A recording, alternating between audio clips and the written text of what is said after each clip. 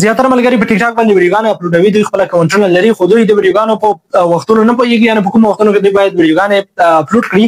په اصل کې دغه خو لکه څنګه چې تاسو پوهېږئ چې دغه ستاسو په کتونکو پورې اړه لري، ستاسو کتونکي کله آنلاین دي، خو بیا هم هغه ځانګړي وختونه چې ټیک ټاک ورکړي دي چې تاسو باید په دې وختونو کې ویډیو اپلوډ کړئ، هغه وختونه به په نننۍ ویډیو کې تاسو ته ښایم چې کوم وختونه دي، او بل دا چې تاسو باید څه ډول ویډیو اپلوډ کړئ. نو په دغه ویډیو کې به تاسو ته ټوله طریقه ښایم. راځئ تاسو دغه ویډیو ته پای سره تعقیب کړئ، انشاءالله دغه ویډیو به ستاسو لپاره ډېره مفیده وي. راځئ دا ویډیو وګورو.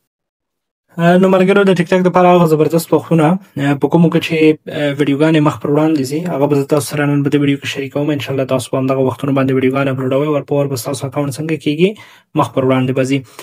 یو خو تر ټولو مهمو وختونو مهم وخت چې دی هغه د شپې له 9 بجو څخه تر 11 بجو پورې وختونه دي. که چېرته په 11 بجو کې ویډیو اپلوډ شي هغه خو لا ښه ده، او که چېرته بیا نه کېده 10 بجو کې، که چېرته نه کېده بیا 9 بجو کې ویډیوګانې در سره اپلوډوئ.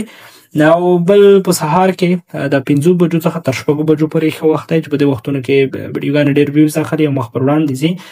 او وروسته د هغې نه بل ښه وخت چې دی هغه د ماښام د 5 بجو څخه تر 7 بجو پورې تاسو ویډیوګانې چې اپلوډوئ په دې وختونو کې ستاسو ویډیوګانې څنګه کېږي مخ ته ځي. که په دې ډول مو ویډیوګانې مسلسل اپلوډ کړئ نو لازماً به ستاسو ویډیوګانې مخ پر وړاندې لاړې شي.